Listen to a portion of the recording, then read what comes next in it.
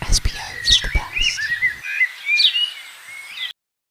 Okay, let's lock in. In this video, we're going to be looking at muscles. So by the end of this video, you'll be able to identify each muscle, match the muscles to specific sporting actions, and be able to explain movement using key terms. So let's actually look at the muscles of the body starting from top to bottom. We're going to start at the shoulder.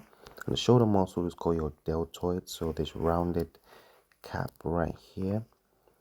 Your shoulder muscle, the deltoid, and the deltoid is responsible for abduction, so moving your arms outwards away from the body. Sporting example could be shooting a netball shot or getting a basketball rebound or lifting the arms when doing jumping jacks or star jumps. Next, if we come up here, we have your trapezius. Sometimes this is called the traps. So if you hear someone say traps, they are referring to your trapezius, this large muscle here across your neck, your upper back and your neck, and it helps to move and control the shoulder blades. Remember in the previous video we spoke about your scapula, which is your shoulder blades. So the trapezius helps to move and control the scapula, such as by elevating them or retracting them. So for example, in rugby you might brace your shoulders for a tackle, or before you're sprinting you might hold a certain posture for your sprint start, or you might stabilize the shoulders during a free throw in basketball or something like that. Your trapezius is working to enable each of those movements. Next, we come down here to your latissimus dorsi. So your latissimus dorsi are these large muscles here on either side of your back. Your latissimus dorsi helps with shoulder extension and adduction. Remember we spoke about adduction, which is where you're bringing the arms back towards the body. An example of where your latissimus dorsi would be working is during the pull phase in swimming, or when pulling yourself up and climbing, or when driving the arm down during rowing. Next, we have your pectorals, which are your chest muscles. If we see here, your pectorals are your chest muscles right here, and your pectorals help to move the arm at the shoulder, especially with flexion and adduction. So your pectorals are involved in a special type of flexion as well, which we call horizontal flexion, and this is basically a mix of flexion and adduction, where you are moving the arm across the body, like for a hook punch in boxing. When you throw a hook punch, you kind of move the arm across the body. So for this course, you need to know your pectorals are responsible for flexion and adduction. Next, we have the biceps. Everyone knows about the biceps. The biceps right here sitting at the front of the upper arm. The biceps are responsible for elbow flexion. This is simply where you bend the arm, and it's also an important muscle for certain movements that happen in the forearm. But all you need to know is that the biceps are responsible for elbow flexion. So for example, in sports, your biceps will be used when you are pulling during a rowing stroke, or in the upward phase of a bicep curl, or just controlling the arm when you are catching a ball. Next, we have the triceps here at the back of the upper arm, and its main job is elbow extension, which is just straightening the arm. So an example of this would be doing a push-up. When you're actually pushing up the upward phase, you would be using your triceps. Another example is a chest pass, a netball pass, or a jab in boxing. When you jab, you're extending at the elbow, and your triceps are responsible for that movement. Next, if we go here around your stomach, we have the abdominals. So your abdominals are your core muscles, which are found here at the front of your body, and they help with trunk movement. So trunk flexion uses your abdominals, and are also important for core stability. So basically keeping your torso controlled.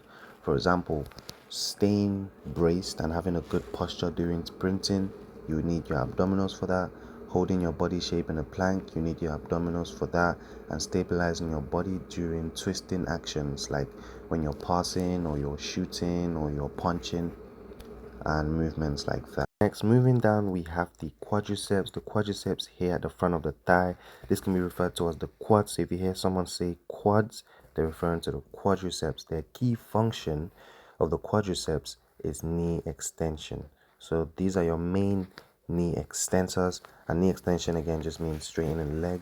Example, you straighten the leg when you're driving out of a squat, in the upward face of a squat, when you're striking a football, when you're jumping, or when you're pushing the ground away during a sprint. Now we go to the back of the leg where we can see the hamstrings. The hamstrings are like the opposite of the quadriceps, right? Because they're on the complete opposite side of the thigh, on the back of the thigh. And the hamstrings, the main thing they do is knee flexion, so bending the knee, and they also help with hip extension, which is like driving the leg backwards at the hip.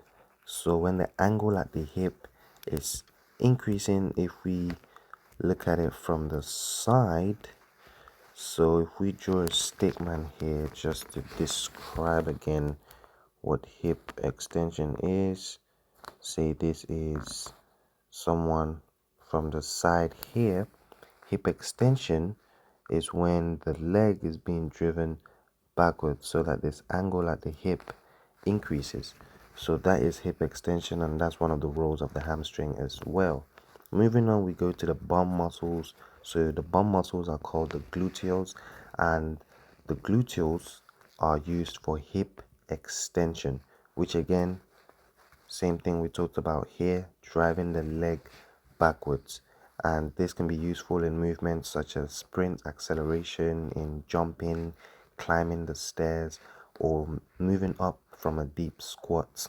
Next, we have your calf muscles, which we call the gastrocnemius.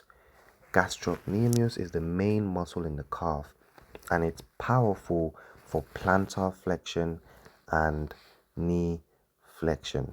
So mainly what you want to know is plantar flexion. That's really mainly what it's used for. And plantar flexion is the movement where you point your toes down. We also have something known as dorsiflexion. So again, if we were to go to our stickman right here, so let's just draw. Okay, let's draw the whole body, but let's focus on the feet. So this is the feet of our statement right here.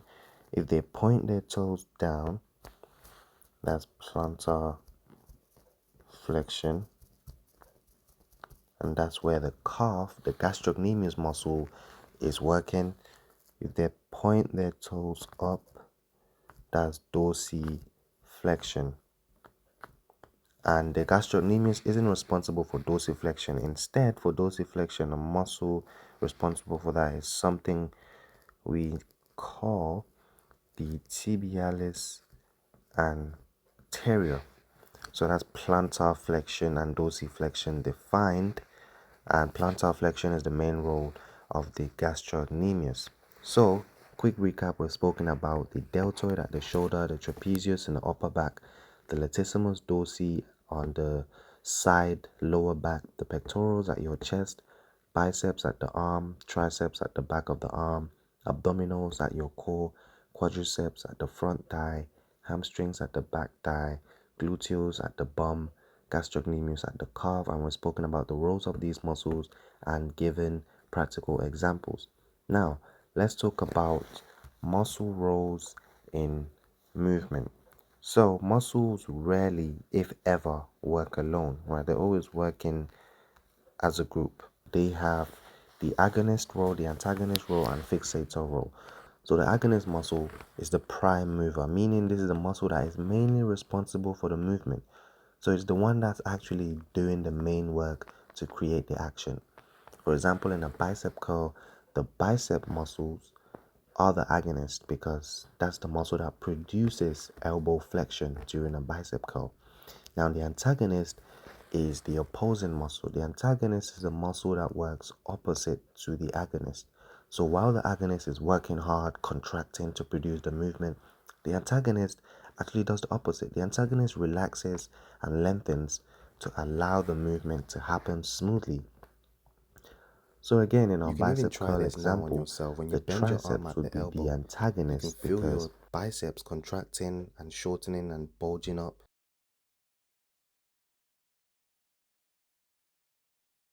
and the triceps don't contract, they actually lengthen.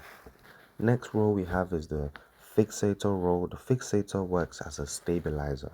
So the fixator is a muscle that will stabilize the origin of the antagonist, which basically means it holds a body part steady so that the agonist, the prime mover, can work effectively. And what do we mean by stabilizes the origin of the agonist? So each muscle, right? Each muscle has 2 points of attachment. They have the origin and the insertion point. So let's use our bicep muscle as an example. This is the arm, this is your elbow, this is the lower arm, and let's say this is the bicep muscle right here, the front of the upper arm right here, and obviously this is your shoulder right here. So this bicep has an insertion point and an origin point. So what we mean by origin point is where the bicep muscle originates from, and it originates from up here in the shoulder area, and it inserts down here in the forearm area. So when you hear of origin, that just means where one of the points where the muscle attaches to. So we have the origin here of the bicep and the insertion of the bicep. So that's what we mean by origin. All right, back to fixator. So an example of where a fixator would be used is when you do an arm action, for example, right? So like throwing or curling something, the muscles around the shoulder scapula will help to stabilize the area. So when you're doing a bicep curl, although yes, the biceps are the main muscles that are working, you're still going to have muscles around the shoulder area that help to stabilize your arm so that the movement is efficient. All right, so in your exams, the best muscles to really learn are the biceps and triceps and quadriceps and hamstring. These are the best examples for antagonistic muscle action. So let's look at the biceps and triceps. So during flexion at the elbow, when you're bending your arms, the agonist is the biceps because they contract. The antagonist is the triceps because they relax and lengthen. The opposite happens during extension, where you're straightening your arm at the elbow.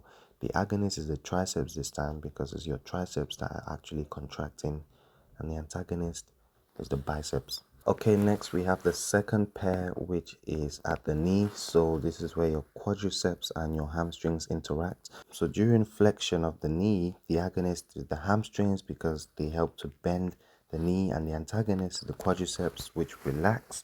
And during knee extension, the agonist is the quadriceps as they help to extend the knee, while the hamstrings are the antagonists that relax to allow the movement to happen.